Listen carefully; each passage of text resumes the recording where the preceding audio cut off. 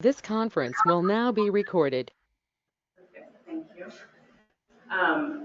Do we have any public comment here in the room? And do we have any public comment online? And if you would like to make public comment, if you want to just raise your hand in the lower left-hand part of the screen. All right, not seeing any public comment, we'll go ahead and move on to the approval of the July 16th meeting minutes. Do we have any corrections to the meeting minutes?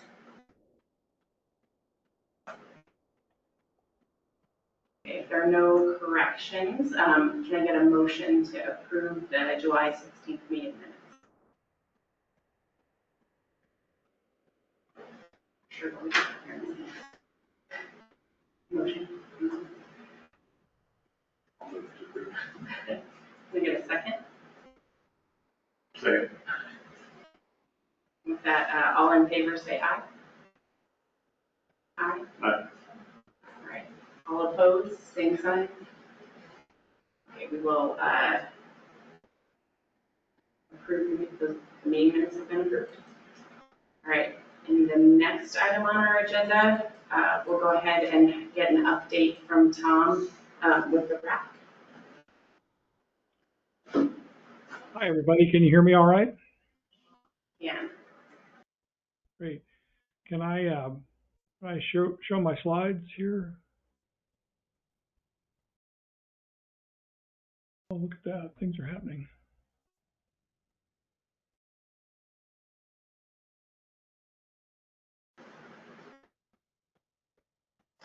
You should be a presenter now. Oh, okay. Can you see my title slide okay? We can, thank you. Great. Well, I just want to give a relatively brief report on a day-long workshop that was held on Monday at the Fort Collins Senior Center. This is the Northern Colorado version of this blueprint process that we've been working on. And I'm just going to touch on the topics we covered and a little information. Of course, encourage you all, if you're interested, to make comments on the blueprint document. So first, we had some really kind of great news that's just come along in the last month or so. These enterprises that the legislature's created, that collect non-state budget funds. They collect funds from various regulated sources, and they pass that money back through grants. And the RAC got one to expand our services in Northern Colorado for these programs. We run auto repair, engines off, accessible bikes for community, and the one we call Simple Steps, Better Air.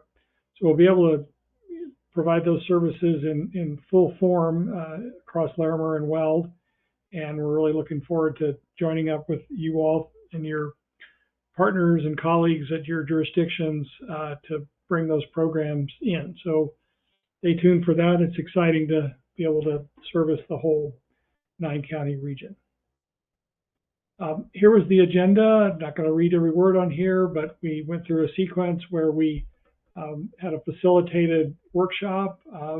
I and our own Becky Carrasco provided a couple of background presentations. We went into the blueprint document that has buckets of air pollution control strategies, and we went through those one by one. We had breakout groups, as you see, these small group discussions, and we went through 3 different buckets and had a lot of discussion. Then we have what we called our gallery walk, where all the notes and comments and reactions are posted on the wall, and folks can walk around and look and see what their group and other groups said. And then we wrapped up with kind of a plenary session to talk about how we're going to evaluate the comments and the strategies. We had a vigorous discussion, lots of great input on additional strategies and additional criteria that we should use. And then we wrapped up about 3:30. So we had about 50 people there, and really appreciate everybody from Larimer County, Weld County, Loveland, Fort Collins, et cetera, who were able to attend. And North Front Range, of course, that was really great. Today, at that workshop, we went over the structure, what are the problems, our argument or statement that we need a strategic plan because we don't have a strategic plan. The division doesn't have a strategic plan. So we want to one put together so that we can have a methodical approach to emission control analysis and planning over the next 3 to 5 years. Here's the topics that are in the blueprint itself, just at the highest outline level. So there's a link there to that workshop version. If these slides are distributed, or you can find it on our website, of course. But there's some contextual information. That's the first 3 bullets. Most of the document is about emission control strategies to try and reduce emissions to meet the air quality standards for ozone. And then we have we had a summary piece to help people pull it together. And then we have a process where we're bringing it to our board. There were 3 buckets of strategies. These are sequenced in time. So there's sort of near term, what we call off the shelf, and you can take a look at the document and get a little better idea.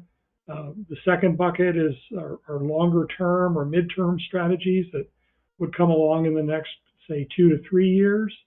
And then there's some already adopted, what we call rules on the books that the Air Pollution Control Division has put into place that don't take effect really until about 2030.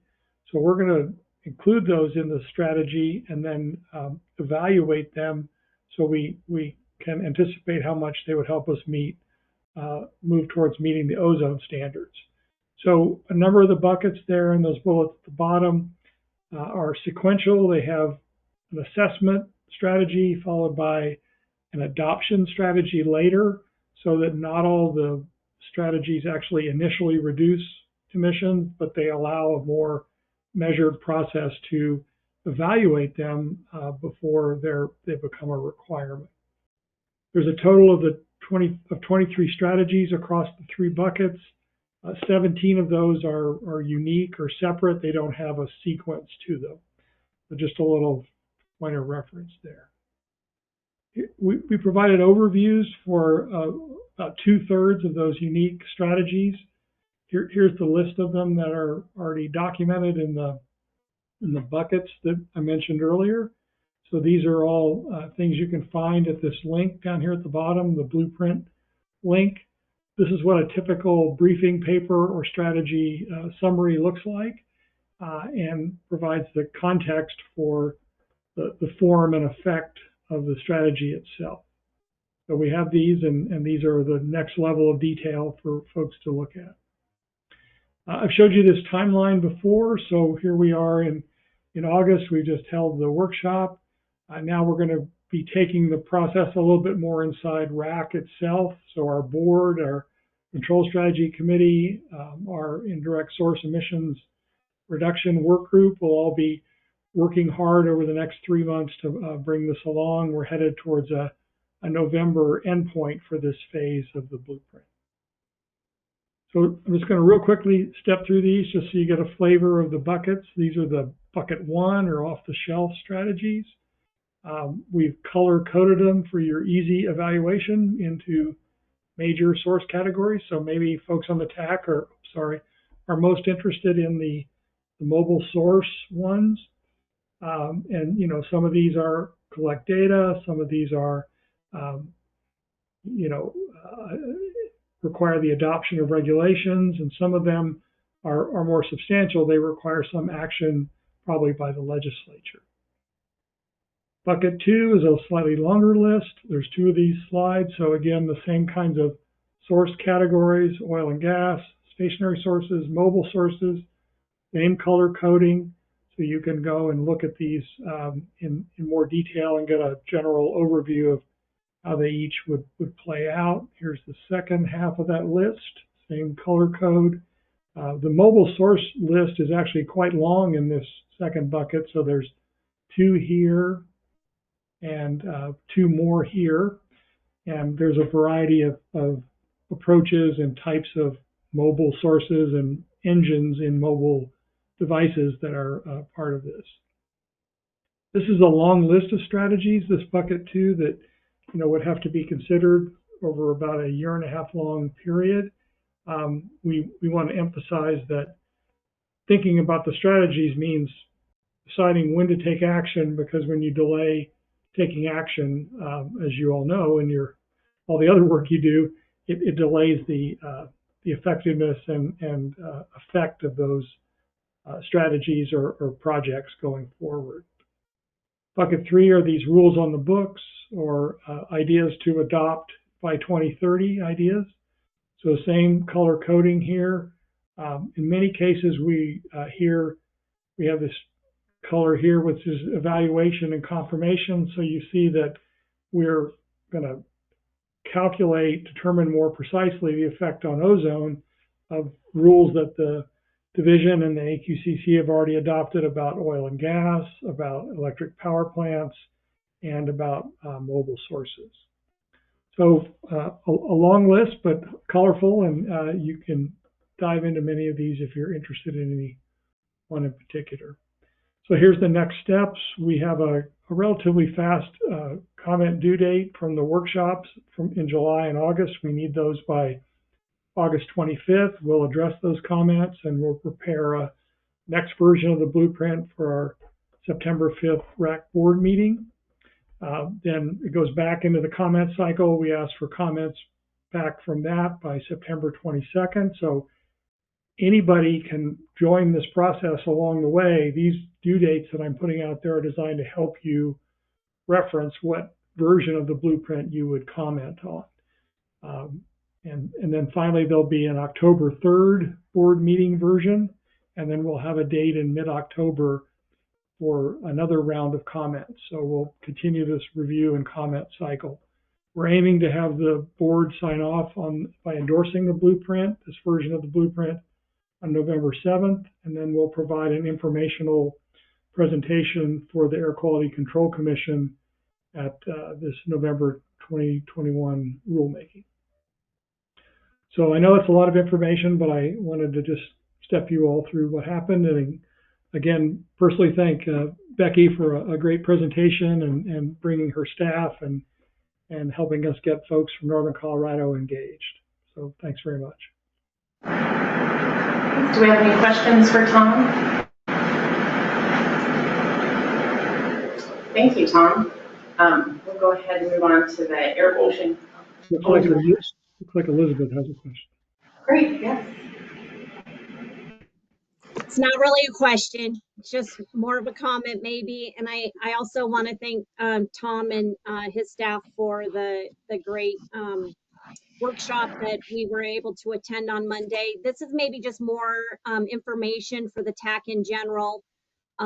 Becky and I are working with the RAC and APCD to have an updated presentation on one of the regulations that are identified in one of the buckets for the strategies for based on a lot of the questions that were coming out of council that you may recall on some of the regulation 11 requirements in the model years and so forth. And so we are going to ask Steve McCannon to attend our next, if he's available, our next council meeting. I talked to Mike Silverstein while we were at the workshop to give the RAC's position, because right now the regulation with what Air Pollution Control Division is going to be presenting for the rulemaking is a little bit different than what the RAC is presenting. And so the council had some questions. And so this is just more of a heads up that they've agreed to help answer any questions on each of the agencies' perspectives regarding that strategy. So I would just really encourage your communities. Like Tom said, the deadline is the 25th, but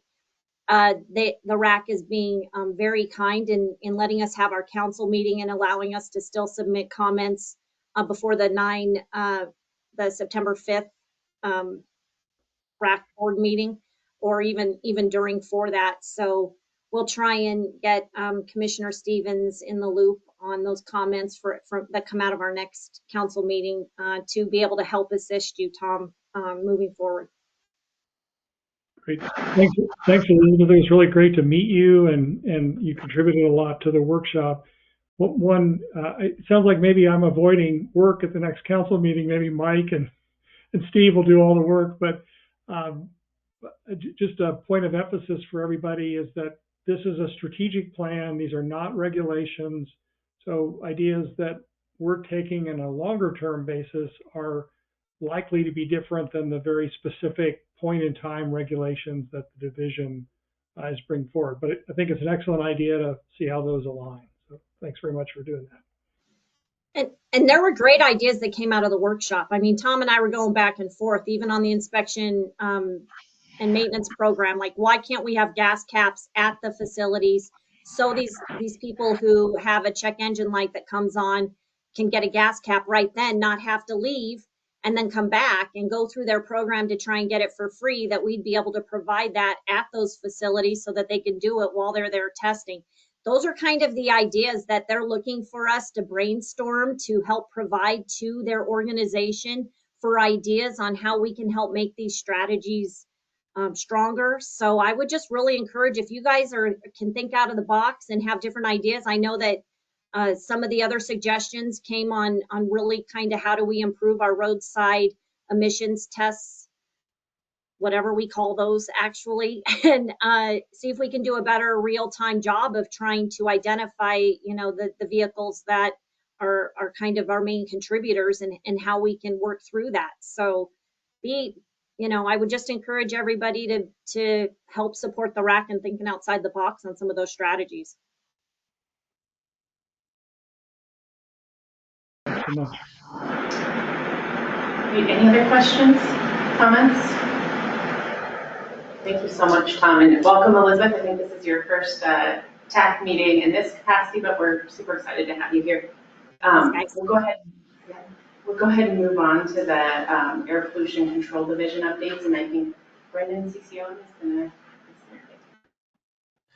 Hi, everyone. I have a quick update from APCD, mainly on 3 requests for rulemaking hearings at the last AQCC meeting. First of those was a request for rulemaking hearing on revisions to the Common Provisions Regulation to address House Bill 2011-43 with respect to inflation adjustments for maximum fines and penalties for air quality control violations. The next request for rulemaking hearing was regarding revisions to Regulation Number 6, Part A, to incorporate by reference changes the EPA made to its new source performance standards and emissions guidelines. And then the third request for rulemaking hearing was for revisions to Regulation Number 8, Parts A and E, the MAC standards, to incorporate by reference changes the EPA made to the national emission standards for hazardous air pollutants. Those are the updates from APCD. Thank you so much. Do we have any questions for Brendan? All right. Thank you so much, Brendan. We'll go ahead and move on to the Clean Transit Enterprise SB 230 grant formula and info. And Craig is going to. Is that Craig? Sure. Did you have my presentation I sent? Were you going to show it?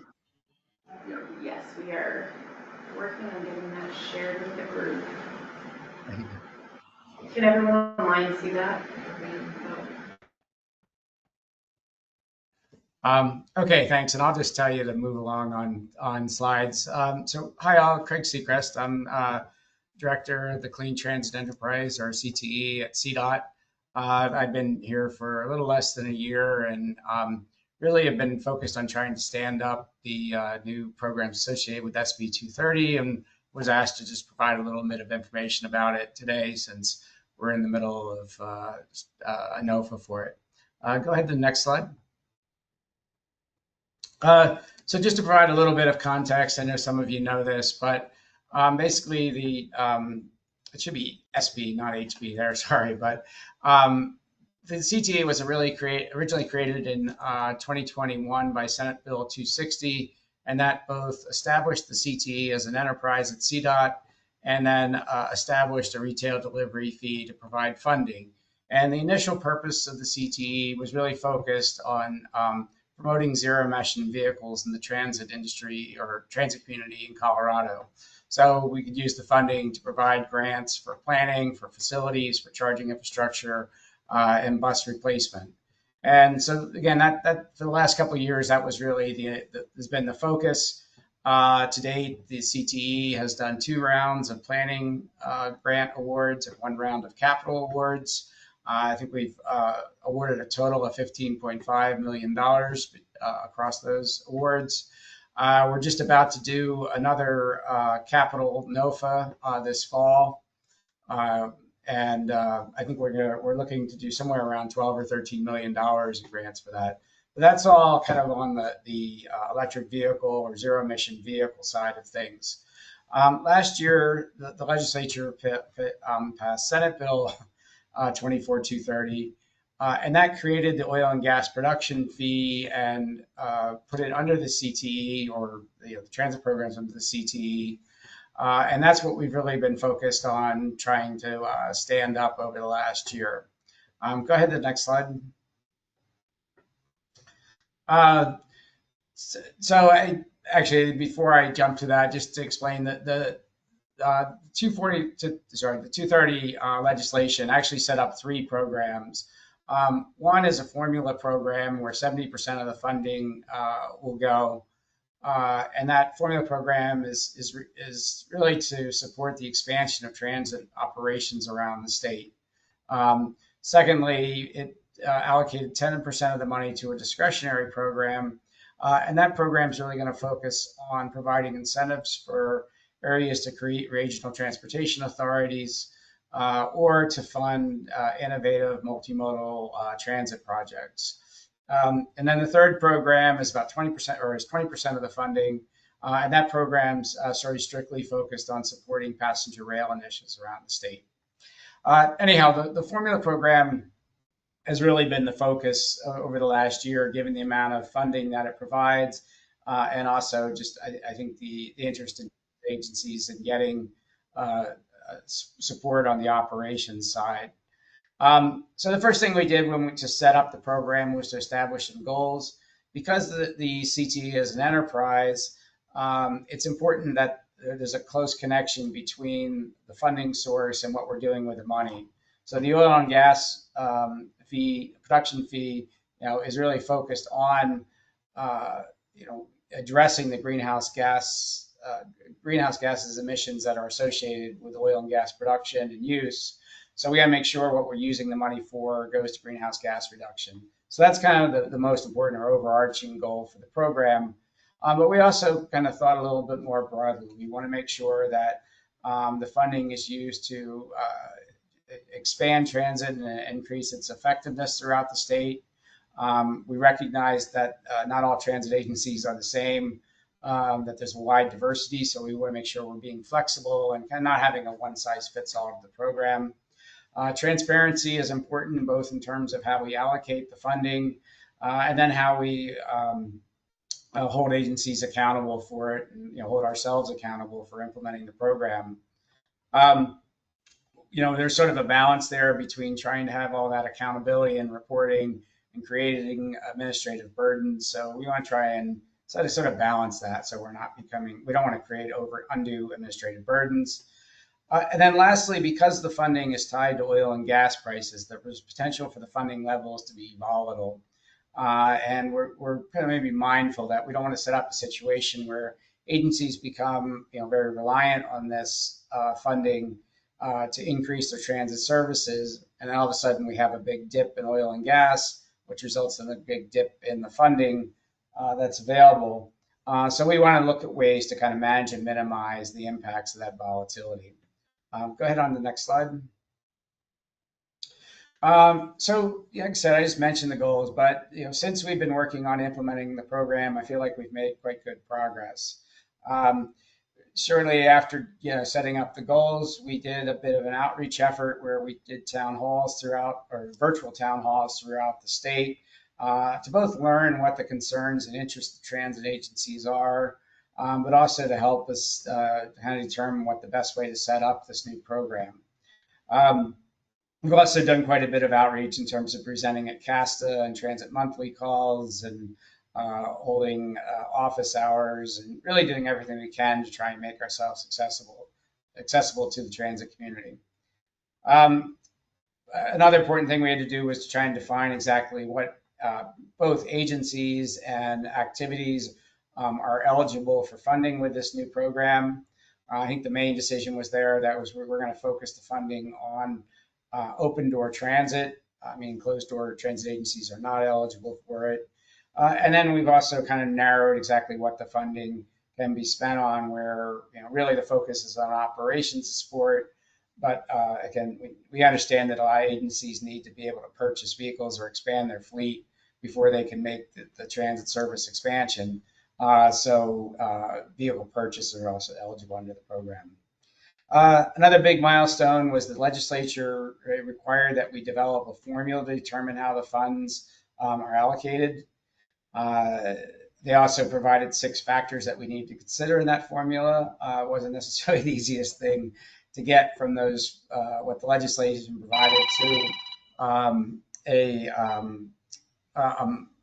formula that would work. But anyhow, we got through that. We modeled out some options. We presented those to the board, the CTE board, in May, and we were able to get a board decision to select a modeling approach for FY26. That pretty much cleared the way for us to move forward to implementation. We did a quick request for letters of intent, just to give us really a better idea as to what agencies might be participating in the program. That, again, kind of helped us narrow down kind of what agencies would receive.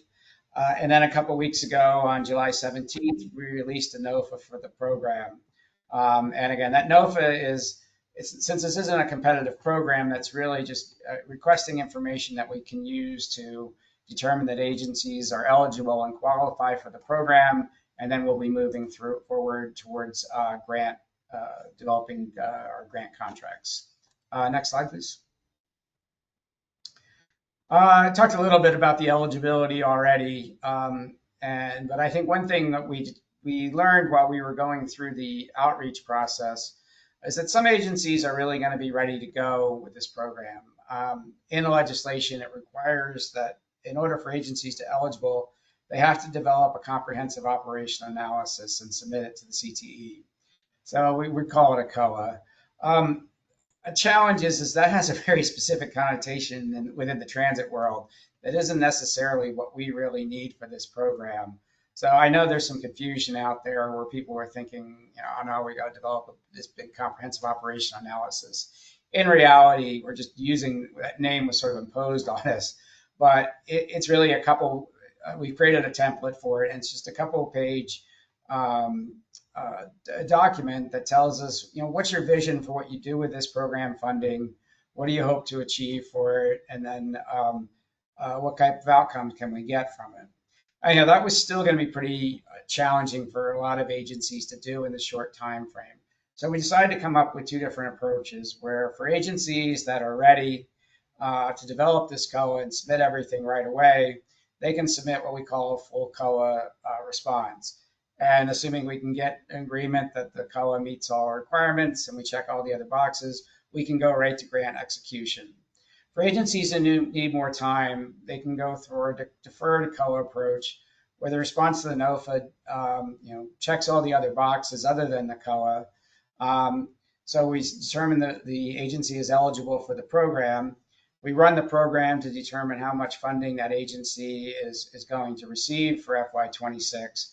And then we basically hold that aside until the agency can get to an approved COA. And then we can, approve it and go towards the grant process. And agencies will have until late spring to do that. And if not, then the money goes back in the pot.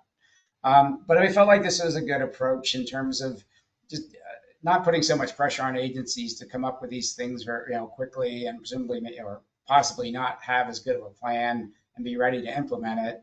And from the CDOT perspective, it kind of helps smooth out this like huge spike in grant contracts that we were going to get. So I think it's kind of a symbiotic type of thing where it's helping agencies get a better handle on how they want to spend the money and have the time to do it, and it's helping us from CDOT from an administrative perspective to be able to smooth out that workload.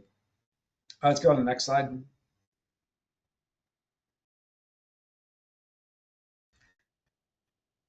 Like I said, I already talked a little bit about the eligible use of funds. Like I said, the legislation talked about the funding really going to eligible operating costs, but then it gave us a very and kind of unique definition of eligible operating costs. So we had to go through some work to really define that. But really, essentially, it's all the usual suspects that you would think in terms of operating costs for federal grants. But then we're also allowing agencies to use it for new vehicle purchases. We did decide, at least for this year, to draw the line on not making administrative costs eligible, as well as other capital purchases. Really going back to that kind of greenhouse gas nexus issue, where we wanted to make sure we could directly point to the funding going towards efforts that are helping to increase transit services and expand ridership. Down the road, we can reconsider that, but that's where sort of our initial approach. There also is a local match requirement of 20% that board established, although we also recognize that some agencies that's a challenge, particularly in the first year or two. So we have a process where agencies can request match relief, and that'll very much follow the same policies and approach that CDOT uses for the MMF program. Go to the next slide.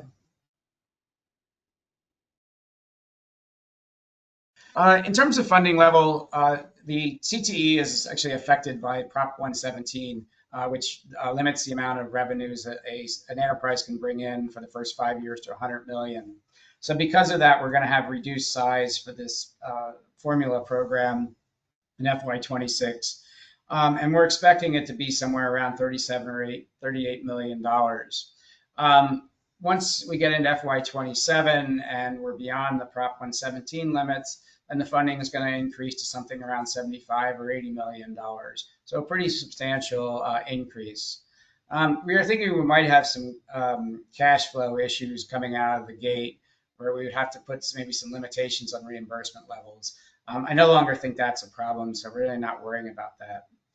Going back to the goals, I mentioned that we want to try and mitigate the sort of volatility issues. So as part of that, we're considering that over the next few years, we'll try and build up some contingency funding so that if there is a big drop in the price of oil and gas, which translates into reduced funding for the CTE, that we don't suddenly slash transit operating budgets and can use that contingency fund to perhaps keep funding close to previous levels for a year or two. Go ahead to the next slide. So like I said, we just released the NOFA. The NOFA has sort of 5 real requests to it. We tried to make this as simple as possible, but one, we just asked for a simple cover letter, and we provide an example of that. There's the COA that I talked about before, and again, we created a couple-page template for that to try and make it as simple as possible. But in that, we're looking for an agency's sort of 5-year vision for what they're going to do with the funding, and our anticipation is that for a lot of agencies, the first year or two will go to expanding their fleet and getting the capacity to expand. And then once they have those vehicles, then transitioning to using the fund to operate. So we said, well, tell us what your vision is for how you're going to stand this up over the next couple of years. And then we asked for some very specific information for the first 2 years that we can translate into a scope of work for a grant contract. We also asked for some baseline data, which very much mirrors what agencies have to report to the National Transit Database. But that's really to kind of give us the baseline information we'll need for accounting and reporting down the road. There's a question there about local zoning and planning. That's because one of the factors the legislature asked us to put in the formula was local zoning. So we have to get some information to be able to score agencies in that regard. And then we just ask agencies to provide any other documentation if they've got plans or letters from their boards or things like that to go ahead and include them. As I said, there's a local match relief process. The board's given me authority to grant that without going back to them. I've already had 3 or 4 requests. So if agencies feel they need match relief requests, there's some guidance in the NOFA that explains how we decide it. But if you send me just a quick letter requesting it, I've been able to turn those around in about a day or so. The actual award process for the program, like I said, because this isn't a competitive process, we don't, and it's driven by formula, we don't have to wait to close the NOFA before we make awards. So you can pretty much do it on a rolling basis. In fact, I've already received one response to the NOFA that I think is quite good, that I'm going to be taking to my board on Tuesday to hopefully get approval to make the first award under the program. Let's see. We're trying to figure out exactly how we're going to take some of these things to contracts. We've stood up the program awfully quickly, and I think one of the challenges there is we still have some things to figure out in terms of how we're going to translate these grant awards into contracts. Our hope is to be able to do a sort of a 2-year award, and when we get to FY27, we merely go to an option letter, but that's still in development a little bit.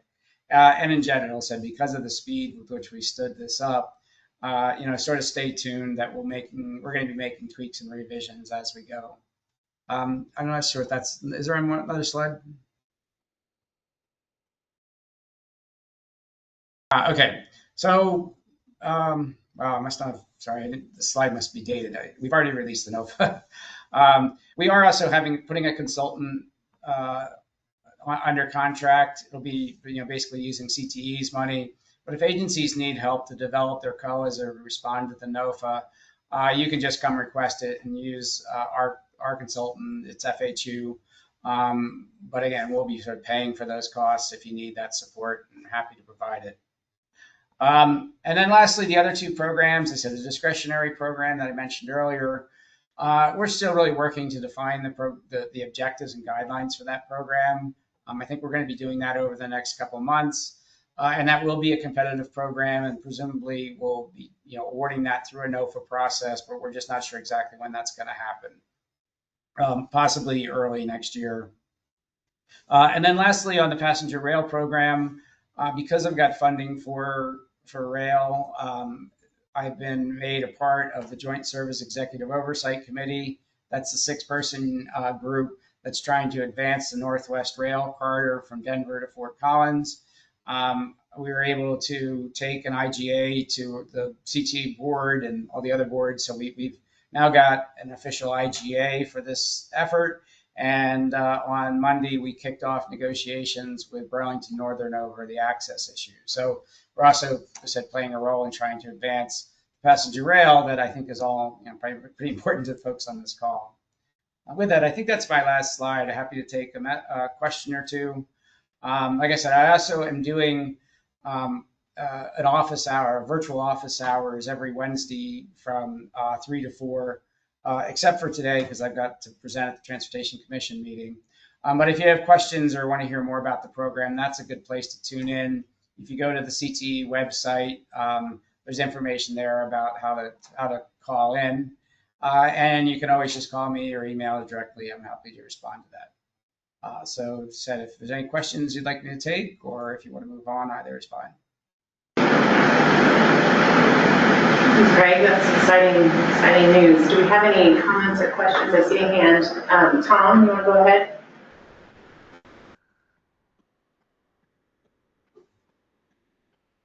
Tom, we see your hand raised.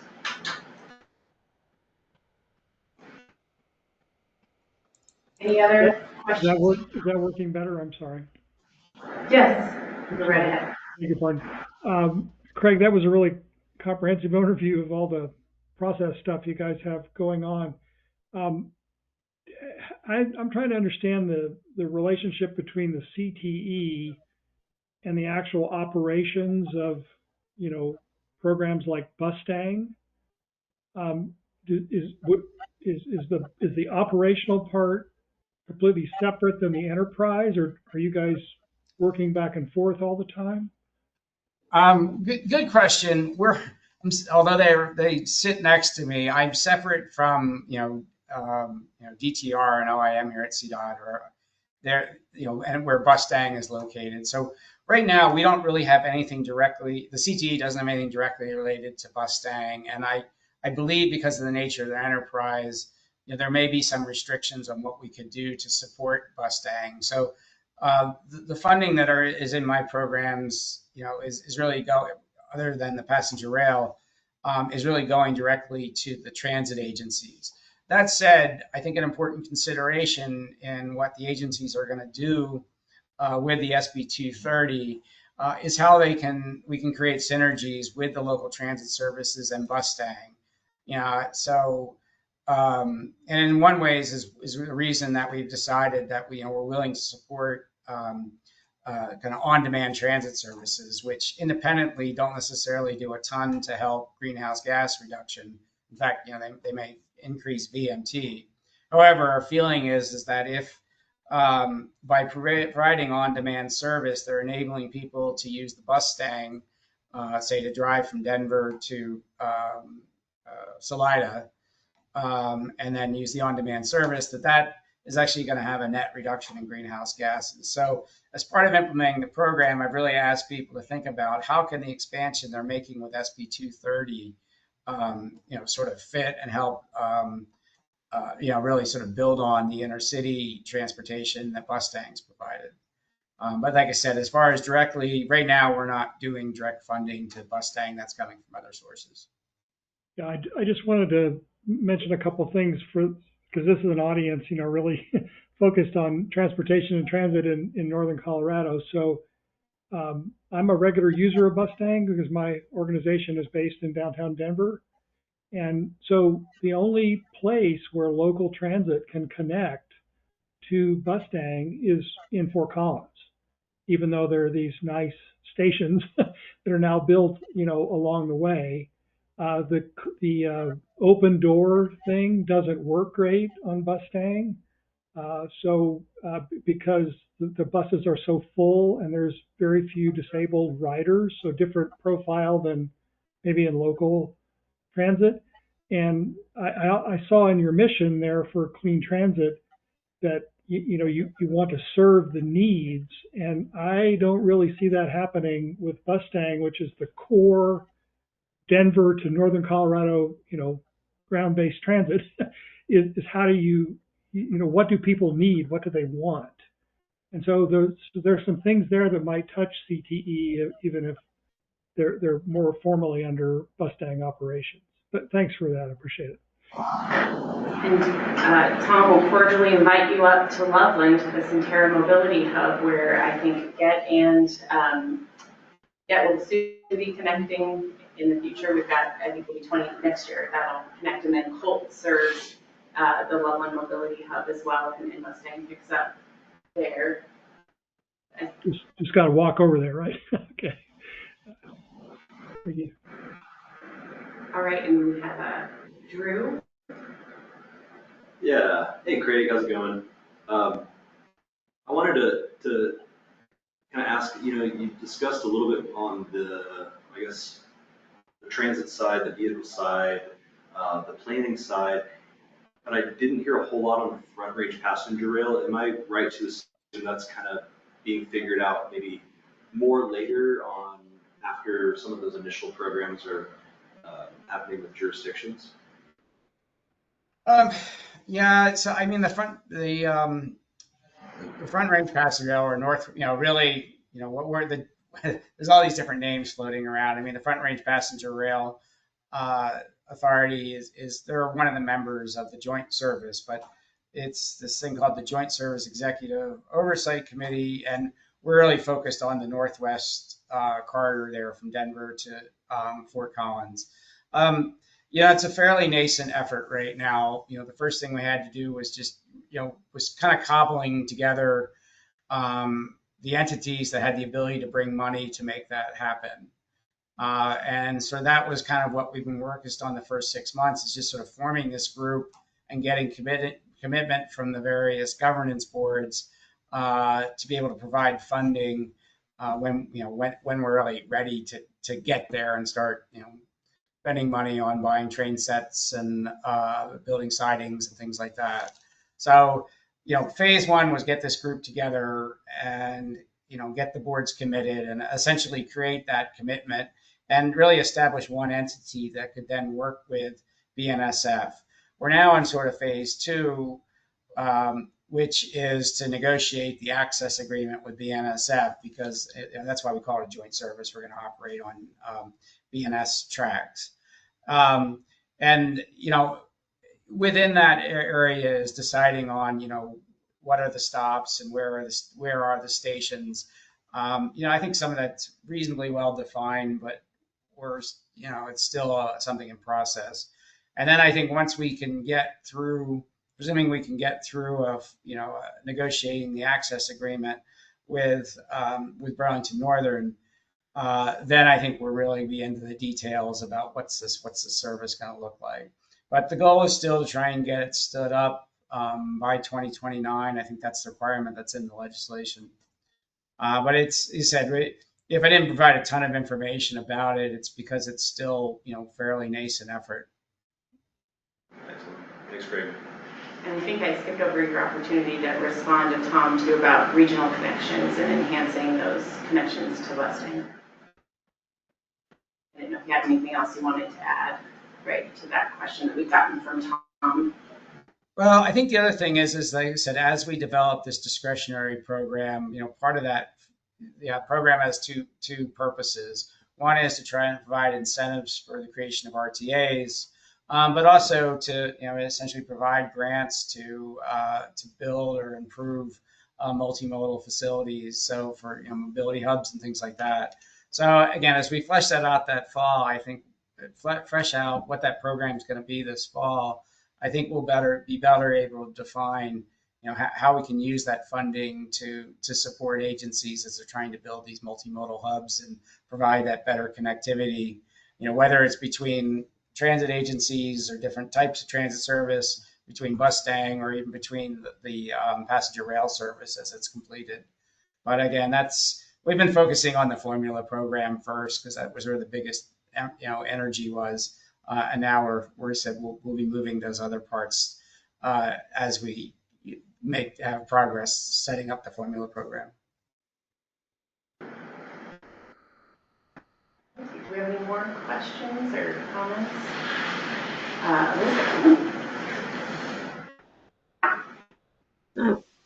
I think this is a great presentation. I don't know when the US 34 Coalition meets again, but this would be a great opportunity for the communities to get together and talk about opportunities that have been identified, that you guys have identified as projects to be able to try and take advantage of this funding source. So I'm really encouraged by this opportunity for our region. Sure. Agreed. It was on my notes to add that to that contact CDOT and get that added to the next agenda. I have a lot of the planning work that's gone into the future service on US 34 with align well. Alrighty. All right, any other questions? Thank you so much, Greg. Very, my pleasure. Great to talk to you all. Look forward to working with you down the road. Okay, we will move on to the next agenda item. This will be an action item. The August 2025 off-cycle TIP amendment. Pass it over to Jonathan. All right, the off-cycle August 2025 TIP amendment includes two new projects. The first project is from CDOT Division of Transit and Rail with Harmony Road Mobility Hub. This project features Senate Bill 267 funding with $50K in FY26 and $450K in FY27.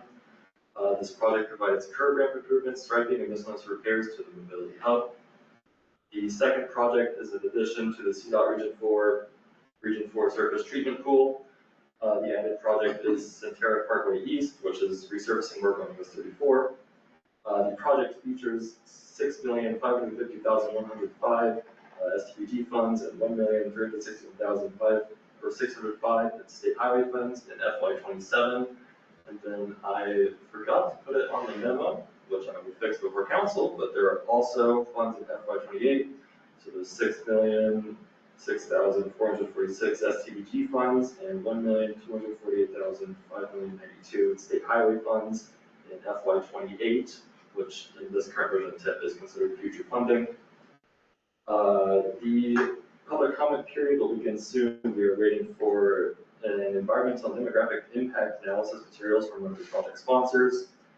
NFRMPO staff noted no disadvantages and support adding the off-cycle August 2025 TIP amendment to the FY 24 to 27 TIP. Do we have any questions for Jonathan about either of these items?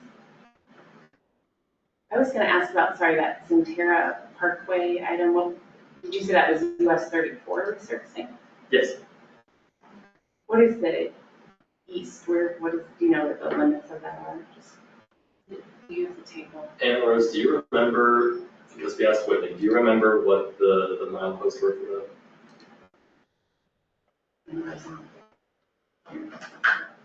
I can pull it right now. Yes, sorry. It's about to Highway 257. Okay. Okay. Any other questions or comments for Jonathan? Would you happen to know who the project manager is for the Harmony Road multiple yet? I do not know. Send it from Emily Gordon. That's all I know. Thank you. All right. So I think we're ready for a motion to approve the August 2025 off-cycle TIP amendments. Motion to approve the TIP amendment. I'll second. So it's been moved and seconded. Any discussion?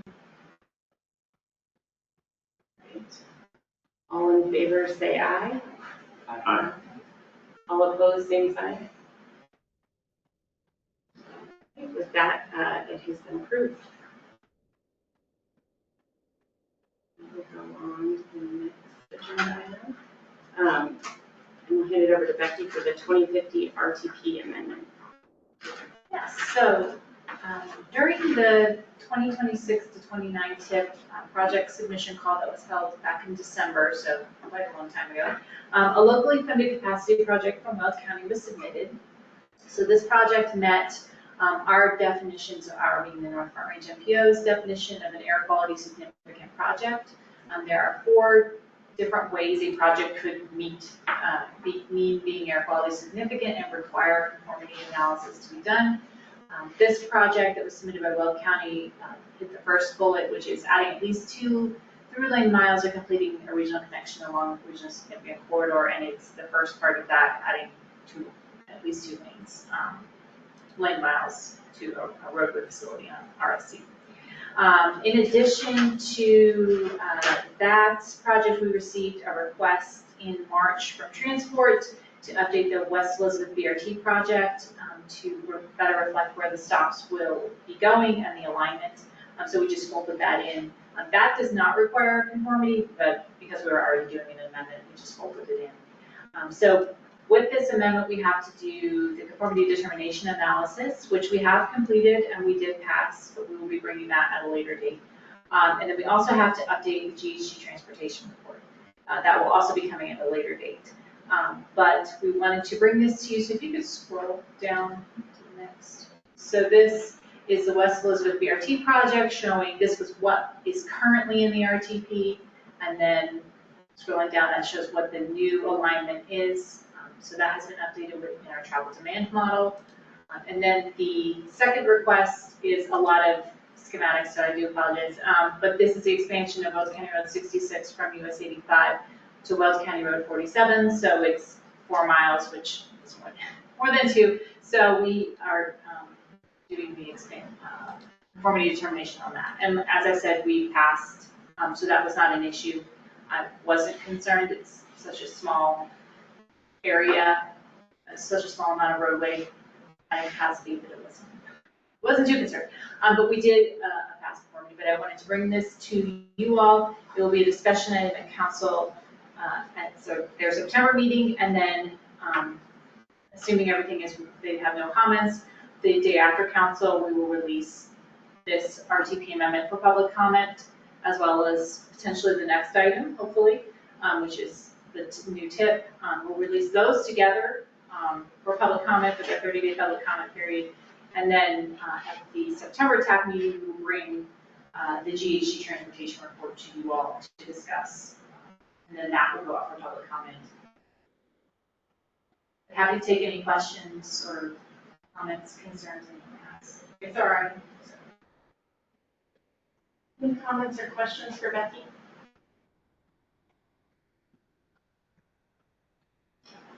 This is Anna Rose, Thank and you I so actually much. do have a question, kind of related to this, but the other day at the RAC meeting, Becky was mentioning that Front Range Passenger Rail wasn't technically included as a fiscally constrained project in the 2050 RTP. But with the joint service going forward, does that change that at all? Still don't have a cost, so no. Once I have a cost, yes. So when I get a cost out for each year and where those funds are coming from, I anticipate needing to include or being able to include it as a fiscally constrained plan in the 2055 RTP. I just don't think that they're at the point where they're ready to do that yet. And the 2055 RTP update will be starting that process In the later fall. this fall. Yeah. Get all of your stuff ready this time and set your heads up for the preparation for that work in the fall. Any other questions, comments? Thank you, Becky. We'll go ahead and move on to the fiscal year 26 through 29 TIP improvement program. Jonathan, hand it back for you. Thank you. All right, this discussion around the draft fiscal year 2026 to 2029 Transportation Improvement Program to narrative and project tables. So really quickly, I'm just going to run through some of the highlights of what can be found in the TIP narrative. None of this is new information from the previous TIP narrative. So there is information on the project selection processes. There's conformity and GHG info. There's information on the ALOP. There's available funding sources, how we engage the public or with the TIP, info on the TIP delay procedure, amendment and modification processes, the environmental and demographic impact analysis information, the transportation performance management information, and the TIP tables and the financial plan. So overall, not much was added to the narrative except for instructions on how to complete the amendment and modification forms. If anything, we removed quite a bit more pertaining to new federal standards and the environmental and demographic impact analysis. Could you go to page 45? All right, so these are the TIP tables if you have never seen them. The call for projects with funding in 2026 to 2029 was held in December. If you scroll down a couple pages, find the logo. That's one. Yes, so this is the one new project that was added from that call. And this is also the one that had the conformity analysis. December was a long time ago, so if there have been any new projects since then that for sure have funding in FY26 and FY29, please reach out to me and I'll get that added. In these new tables, we were going to add SS4A, but SS4A that has the demonstration element, but from the STIP and also the project comments that the sponsor sent me, it seems like none of those are currently in FY26 or FY29. If that is incorrect information or if you have any new projects coming up, please let me know. We encourage all TAC members to go through these tables and make sure that their projects are there, the funding notes are correct, and the description is still accurate, so on and so forth. We also want to point out the updated financial plan, so actually, I don't know if they're right down the page, but try like 82. Perfect. Okay, so that heading needs to be changed, but the updated financial plan can be viewed in the new version of the narrative that was sent out in the handouts. So the public comment period for the FY26 2029 TIP, RTP and conformity analysis will be open next month. We will have a TIP map available before the public comment session. That is currently in the process of being updated. So we are aware that needs to update the table of contents and fix some formatting issues and possibly blurry images before the council discussion. Besides those, please feel free to provide any questions, comments, or suggestions pertaining to the TIP narrative or the TIP tables. You can let me know now, or if you have not had a chance to go through everything, you can email me anytime, ideally before the next council meeting. I saw comments from Loveland, from Anders and Keith, and then for comments from Dana. I don't have a chance to look over those yet, but thank you for sending me those, and I'll be sure to look over them before the council meeting. That is all from me. I will open up to any discussion. Any questions or comments?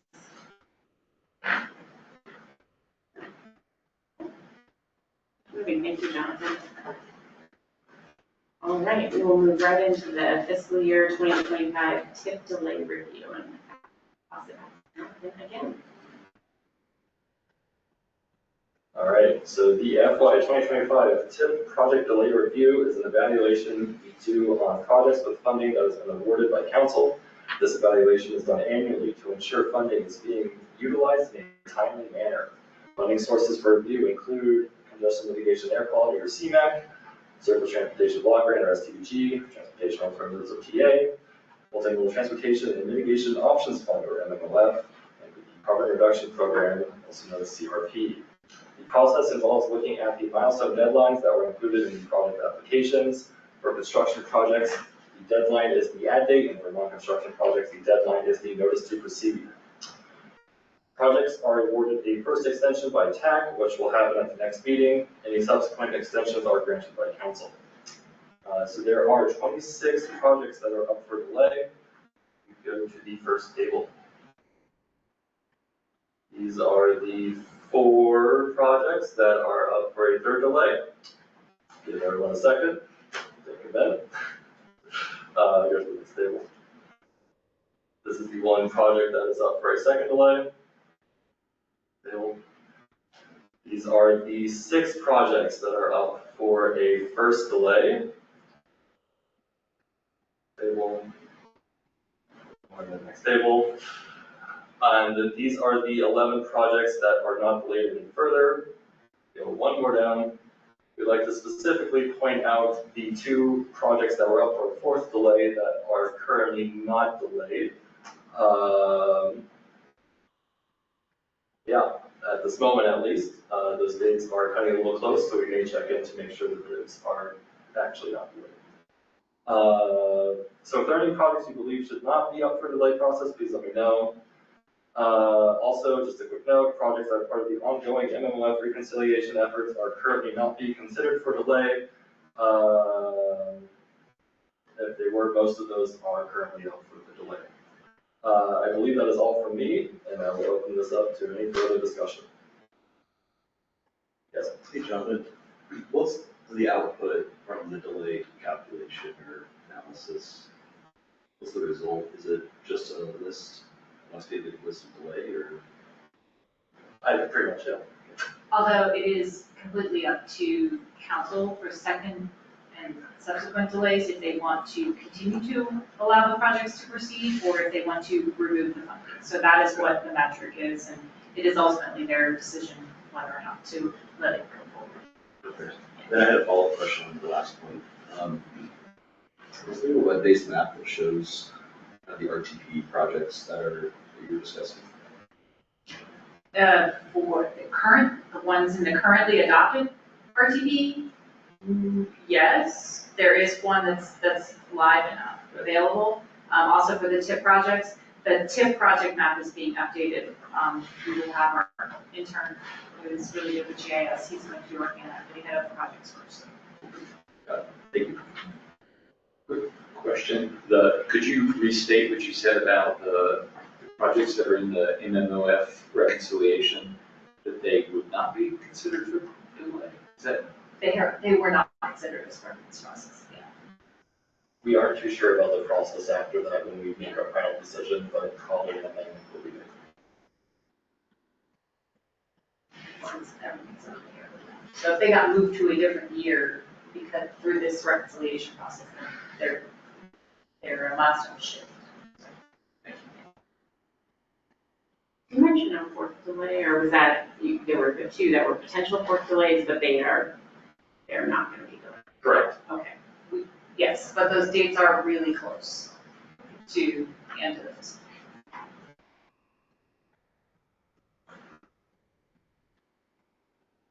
All right, any other questions or comments for Jonathan? Okay, we'll go ahead and move on to the GHG transportation. Oh, no, so we have a revised agenda. Oh, well, we did that, okay. That's good, we're back on time. That is, So we'll hand it to Becky for the MMOF funding reconciliation conversation. it's, like, Yeah. well, we don't need that. Not this. Yeah, well, the PDF, This one? yeah, Okay. I didn't include it because Where's it is. no, this whole thing is. So back on July 16th, 23rd, the week after TAC, there was a workshop or a work session held at the NPO office with impacted project sponsors. So those sponsors who have projects that are being impacted by this decision or reconciliation effort. We talked through several scenarios, and so if you could go to the second page. No, the other one. Oh, the other one, okay. Yeah, This one? yeah. Any way to make that slightly bigger? Yes. Okay, so this is something that Dana, thank you. I wasn't getting it, I need visuals. Dana came up with, and put the thoughts that we had into these tables. One thing I want to note where it says no TA call, and that for two of them and then a TA call, in the federal reconciliation or the reduction in funds, where it looked like we had almost twice as much TA than we normally do. That was an error on CDOT's part. They put PPACG's allocation by our name and our allocation by their name, and so they sent out a revised version, so we do not have quite that much of a surplus of TA funds. We have a couple $100,000, but nothing, maybe not even that much. So we will not be able to have a specific TA call for those eligible projects, unfortunately. But, so, Dana, could I have you describe the difference between 1 and 2 here? One assumes that no agency would give up any project, that we would all keep the projects that are, I think, currently eligible for reduction. And then assuming that the amount of over-programmed is around that 2.1 million and that the total amount of funding to reduce that from is 10, and then taking that percentage from every project, and it looked like none of those projects had any option funding. In other words, so the total amount of the award is still not engaged by an option letter at the moment. So those would be on the far right would be the reduction or the percent reduction if it was taken evenly across all the projects. The second scenario assumes that there would be a call for that TA money, but there isn't one. That scenario kind of goes away. And what is the percentage reduction? Or the reduction that? For the first scenario, 19.3% roughly. Or it's 2 million, 2 million out of 10 essentially.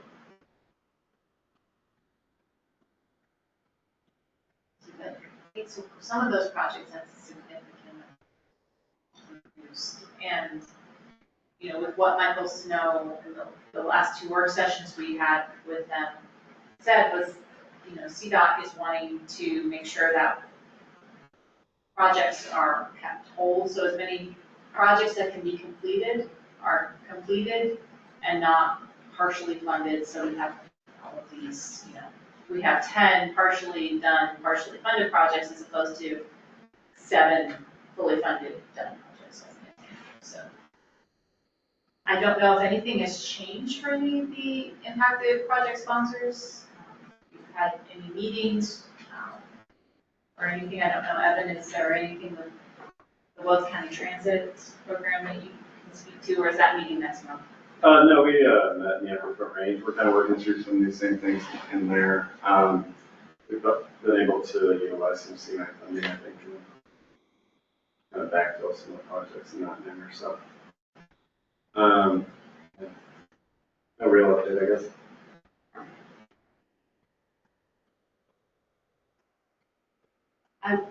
I don't think, well, so far, we haven't heard that there's anything related to MMOF that will be brought to the special session that starts tomorrow, at least what's been released so far. So it could be that whatever we're discussing and decide on today just becomes moot if they decide to take it away, the remainder of it. I don't know that they would, but it's still a possibility. Anything's a possibility, I guess, right now. But we do need to take something to council, or I need to take something to council in September to talk to them about it, because we do need to make a decision in October. That was the deadline that somehow it's almost September and October already. So that was a deadline that was given to us by CDOT. So I don't know if there's anything in one. I guess one thought I have is, I wonder if there's a way to take a look at, in the spirit of keeping projects whole, kind of the reductions per community, right? That you sort of have in that first table, and then allow each community to either say, yes, we could work with that amount and we can take that reduction and still deliver a whole project, or no, at that point the project becomes, but you could also decide, I know Victoria, you've talked a little bit, about your projects, merge is one you want to keep. I think if you did that, you might have to look at reduction of your other project that you have in there, your division. And for us, I think we only have one for Loveland, but we might have to say is that, can we build something for that amount? We are open to reducing the on-battery or on-demand charger program in order to make front range pass, not front range pass, or front range fund. We're with you. Transition projects whole, and that would still reduce the reallocation need as well. In other words, we're not asking for that whole award to be given to the front range or to the focus.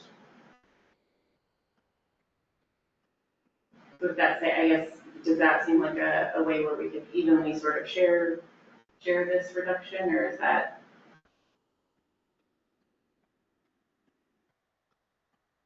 Thoughts, feelings, reactions, and don't be shy. Becky said we have to get a decision. Is everyone, are all of, I think everyone is projects here. I do feel like even just sharing that kind of like what the reduction, how that translates to these different projects is helpful for the planning council to see. And maybe it's, just ranking, in our case, like really merge would be a priority, 10th Street Transit Division, we would bring that lower. That might be helpful for them to discuss. I mean, I don't know how we put together, like, I don't know what we call these things, like potential opportunities to reduce projects, or I guess, or is it more that these are the projects that we really don't want to touch if we can avoid it?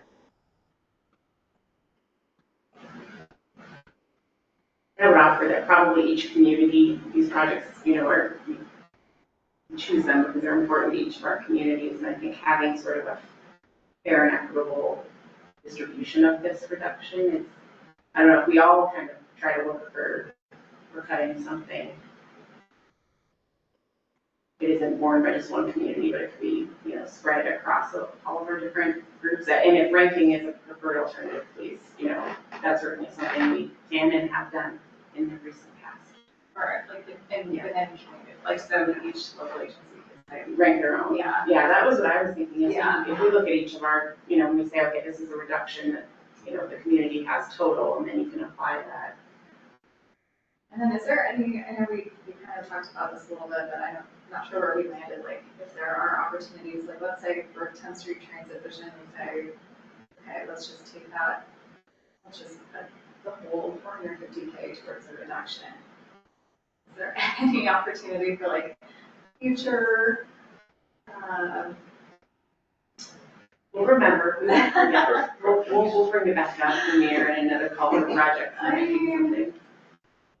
want to believe that. Yeah, I really think we need to with these, because, Right. yeah, ones that get cut, we need to remember, and I think if we did do a second, I know Aaron may do a call for TA, but we also, could back another project that isn't in this set of things to try to help move dollars around. We had a similar concern if we're gonna do that, will we remember when we go do another call? So it's important for us. Maybe that's something that, Essentially adding them to a wait list again. yeah, some sort of a. Is that possible? We could, we would just have to make sure that these projects are eligible for the pots of funding that would have funds available. So we have a little bit of TA, a little bit, we don't, we still have to do the federal stuff. There is some CRP, not a lot, and Should we? in 26 and 27. We reached out to CDOT to ask if the 28 CRP could be used to help reduce the burden for NMOF this time, and they were cautiously, or they were recommending that we be cautious, or the NPO be cautious that 28 money may not be around. Oh, we're 29. Okay. Yeah. But I think there is still the ability to give that funding to waitlisted projects to then reduce the MMOF allocation. This is only through 26. So if there's not a continuing resolution for the transportation funding, so for the IIJA next year, then it most likely would not be part of the future transportation. So what we do have leftover, or in addition, after we backfill a few things that we have current federal projects, STBG and CRP, we have about 419,000 between CRP and STBG. It's right in line with But I don't know that we should bank on the CRP. STBG, but then it's only 182,000. Well, less 18. What's that second sheet? I'm sorry? The second sheet that you have, Yeah, the other explain that a little better. Right? It does, and I can play with the numbers on it if you want me to do it on screen. Yeah, I can have you up.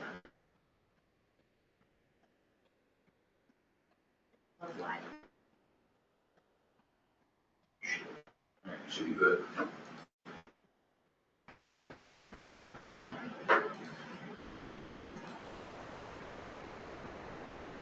I should have wrong. I apologize.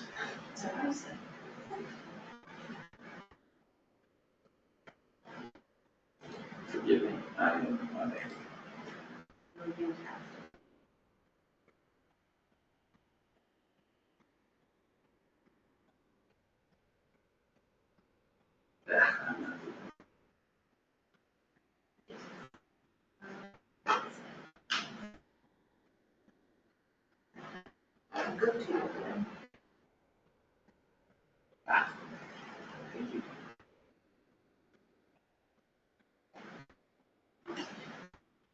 So what we proposed here is that the correct amount for STBG? The 163,000?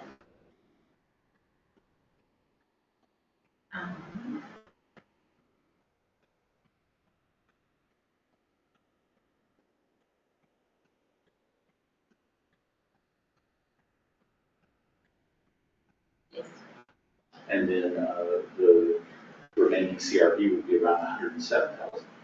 From 26, yeah. Which is the only one that's guaranteed. Gotcha.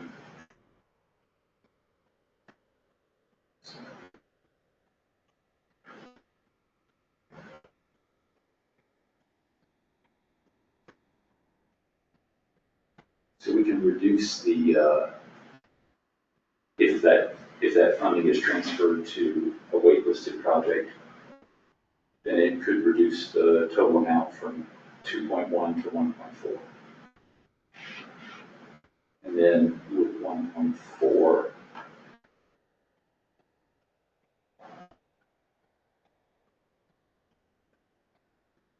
change this.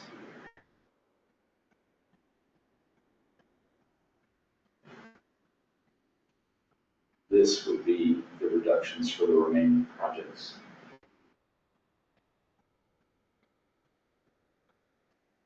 Scroll over to the left. Yes. Can you see that? Yeah. So, There, quickly do what the project cost, the total minus the reduction. yes.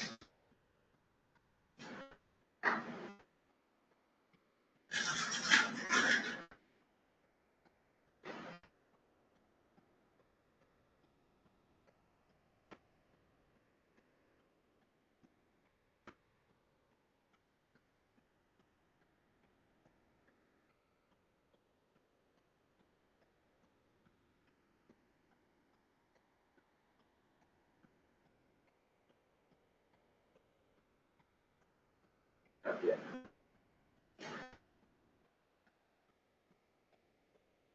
That's reductions with this reduction.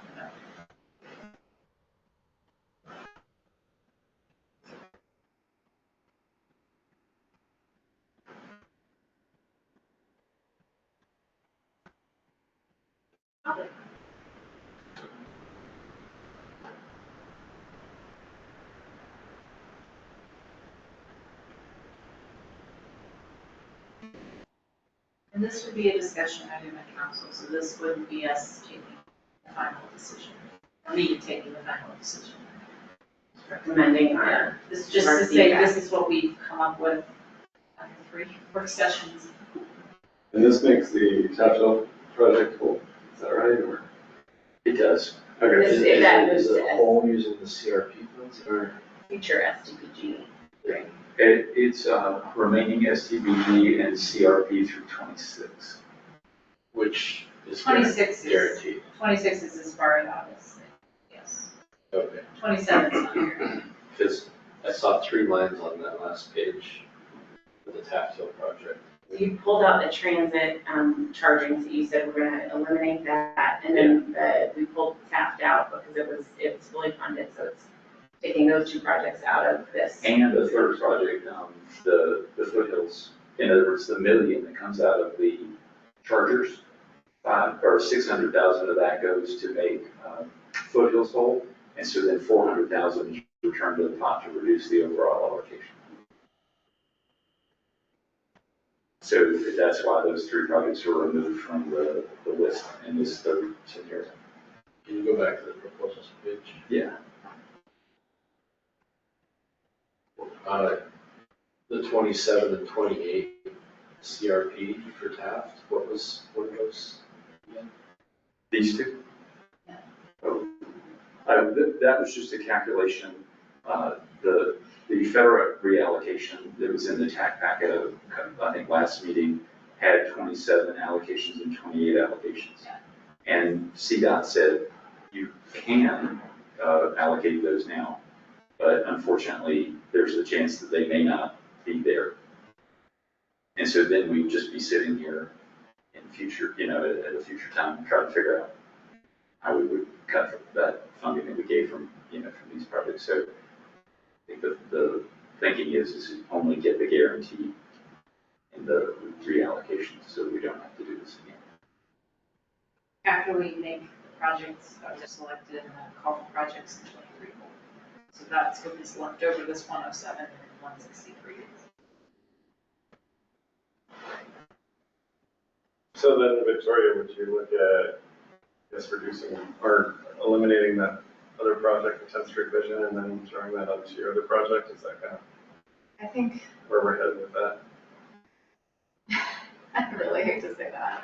I think that would be something that I would say, like, merge would still be the priority, or 10th Street one would be a lower priority. If that's what we need to do, I can live with that, but it would like somehow have that project be prioritized in the future. I think we could throw that out there as a potential, maybe 2 scenarios to show. If we tried to do both of them for Greeley, this is what the reductions would look like. If we said, eliminate 10th Street Transit Vision, that's where, we could reduce that reduction from merge. Or reduce that, so. Add it back. Yeah, put that in bold for me, that would get some sort of priority in future calls. And really, I think all we're talking about here is giving the municipalities the ability to maybe prioritize the projects within their pool, if that's allowable. Essentially, I think that's what.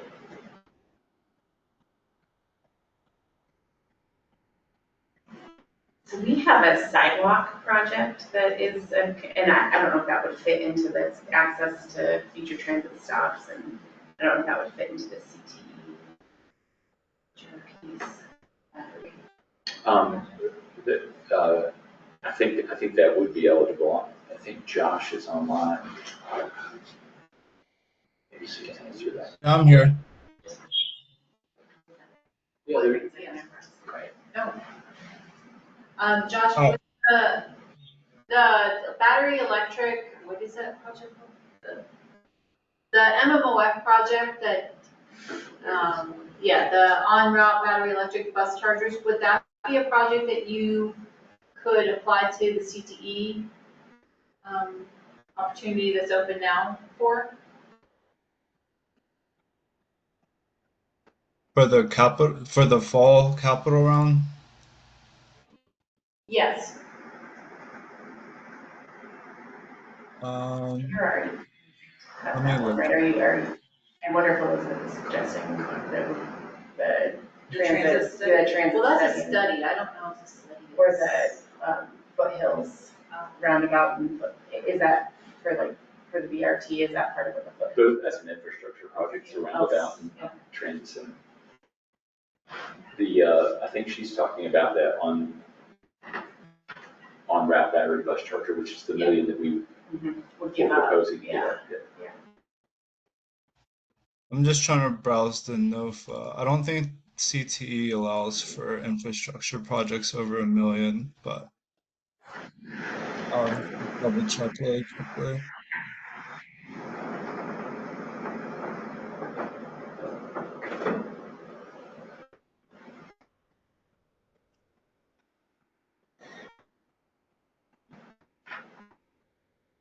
I would just say regardless of kind of who, I do like the idea of having some sort of, whoever ends up after the council meeting, having funding adjusted, having that be something in future calls, obviously competes on its own merits, so we want to fund good projects, but having that be some sort of category in our future scoring, that if something was awarded during this call and funds were pulled, it'd be good for us to note that in the future. Could we transition it to a wait list so that when that funding comes available, you don't even have to do a call, you just. Would that be okay with you? As long as it's eligible under the the you know, eligible project under whatever comes up to have additional funds. Yes, we can write that in. And you think we just waitlist for future MMOF calls or for all funding that becomes available? I'll let you answer, because I think you're more impacted, or would be under the scenario. I mean, I think ideally, if there's a call that comes up and a project is eligible, then it would be great to just automatically. There's certain funding sources, like for instance, CMAC or CRP, if they came up, that would be eligible. But STBD or STP,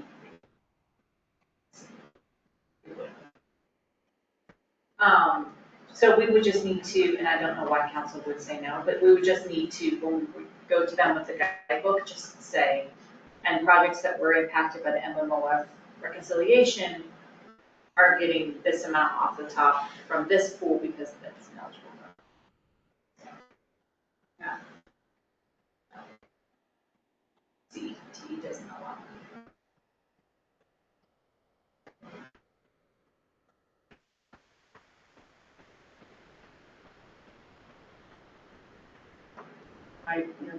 Discussion item, not a voting item, but do we have, I guess, any objections to this, kind of what we've been talking about? Does that leave anybody, I don't know, for you guys, in terms of operations for your piece, does that leave you 2 months of the year that you can't operate, or I want to be sensitive to some of the. No, I think for our project, we can operate with the base funding. Would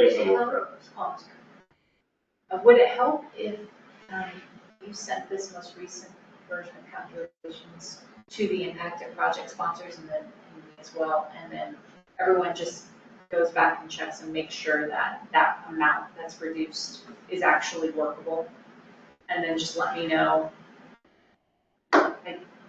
ideally before next Friday. This is just the straight percentage cut? Whichever one was the one that we were, the last one. Okay. Yeah. If you could send that and just make sure everyone's okay with it. I think it's hard for all of us, right?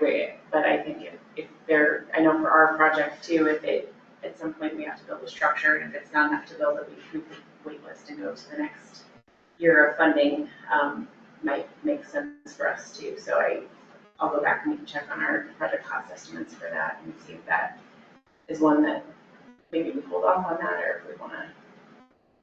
If I include 10th Street, I think that's what we're talking about, is just to add it as one of the proposed projects to be removed, and then send that out as a percentage for everybody else. What would credit that back to really to put that towards a reduction there in loss or merge? Is that kind of what you were thinking?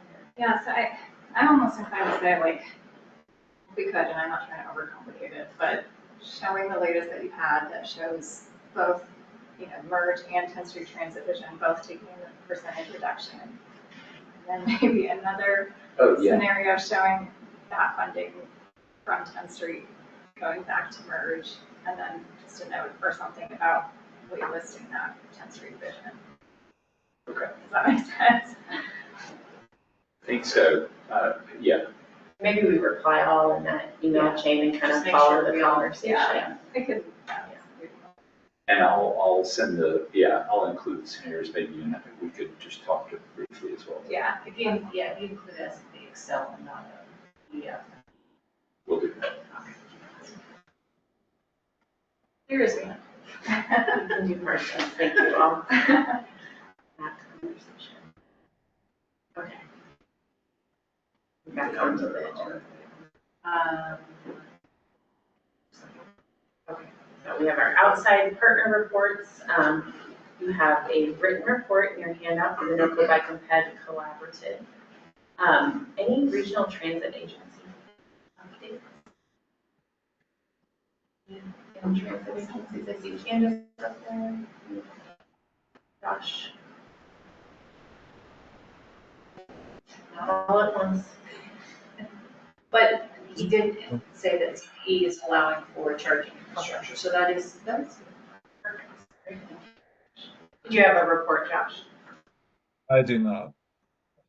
Okay, no pressure. Yeah. All right, we'll go mobility updates. We'll hand it over to Tanya. All right, so last month Aaron presented on the culvert projects. So after some of the input and discussion, as well as going back and looking at the original intent of the culvert projects, we have decided to change it to a TMO culvert projects instead of a TDM culvert projects. So more to come next month, and the TMO guidebook will be presented at that time as well. We can hear more about that. All right, then you have written report for the August Planning Council meeting minutes. Mobility Committee updates are in your packet as well. And the NFRMPO Air Quality Program updates are also in your packet. We'll go ahead and start a round table. Sorry, is that by me? I guess the biggest update is tonight, we're actually taking our updated transportation master plan to our planning commission for final adoption. One thing that has changed in the past week with that is we did receive that notice from the Attorney General saying that we needed to remove any reference to the DEI initiatives out of that plan. So we're going to be proposing those changes this evening as well. So I don't know if everyone had heard that, but it's causing us to make some changes on our end. We are kind of finishing up with our public engagement portion of our safety action plan. So we're in a nice spot with that. We're going to be kind of wrapping up some of our projects, prioritization that we've been doing on the projects, and been reviewing a lot of work that our consultants been putting together. So a lot of things happening on that. We'll be bringing it to our board in October. Some exciting stuff going on that way. And then good news, I'm going to be bringing on a transportation planner. So we'll be getting that job posting out, I think today or tomorrow. So good stuff there. So we'll have some help in the team. So good stuff. For me, happy to be here. Provided my major I'm Nazika Dardo, a new transportation planner in North Front Range. So I don't have a really big update because I'm in my training session for running the model for the travel demand model for the North Front Range NPO. And then I did some of the workshop and the training session with the North Front Range employees and the workshop with the track people on this Monday. So a lot of socializing options. That's from me. I don't have any big updates. Welcome. Welcome. Thank you. You heard the mobility updates from someone else? That's most of what I heard. Nothing further from them. So I have been meeting with CDOT and other NPOs for the implementation of Senate Bill 2530, which I'm sure you're all sick of hearing me talk about. I'll be bringing that to the September TAC meeting to flesh out details, and then we'll be reaching out to you all in September for those projects. I don't do a lot. We are starting a rebrand for our Daily Evans Transit system, which is super exciting. So I think we'll be setting up some meetings with regional partners around. We're trying to time it around the US 34 time meetings. So we're excited about that effort. We had to re-advertise our Power Trail underpass under Harmony Road because of some procedures that weren't followed.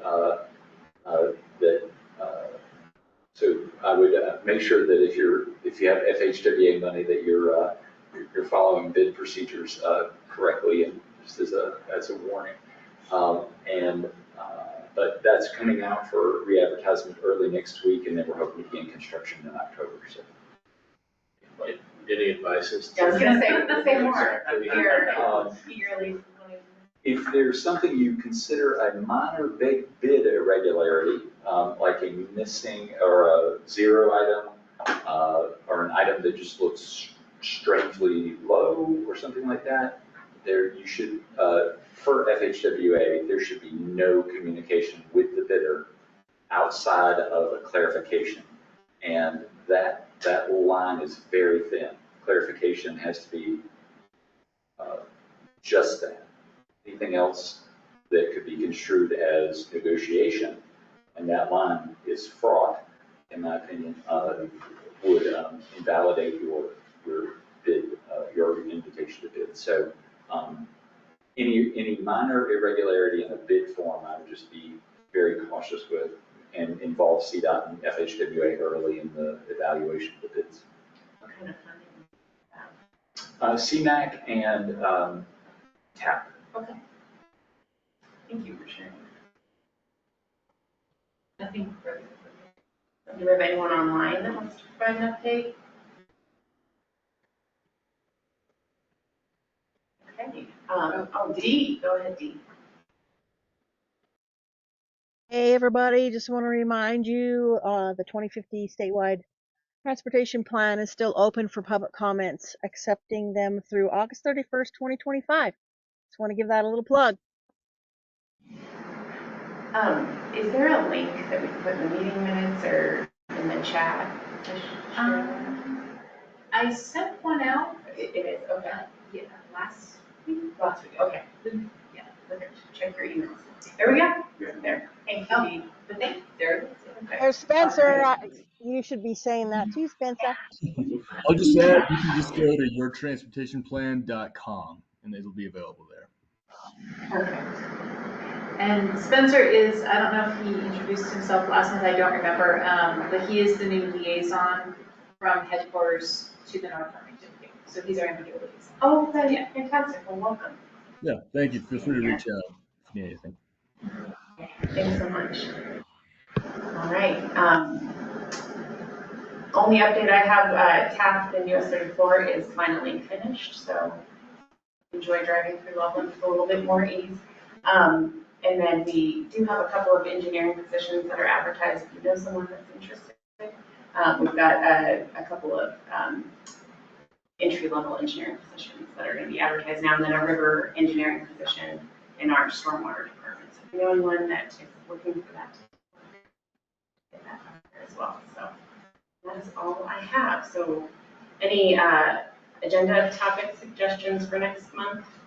You did a great job filling the agenda today. So other than the item that Jerome mentioned with SB 30, also your suggestion to have Jacqueline to come talk about the TMO, so I will. Thank you for that reminder. I was also going to mention, just as you're setting up your budgets for next year, I know a lot of municipalities are probably in the same boat right now. If you're on the US 34 corridor and want to help support the TMO next year, just a reminder that as you're going through budgeting processes, get that on there. We're going to have Jacqueline here next month to talk about it a little bit more, but wanted to just put that reminder out there as you're probably those things are due now. I think we received our invoice already. Yeah, okay. Perfect. All right. And our next meeting will be September 17th, same time and place. So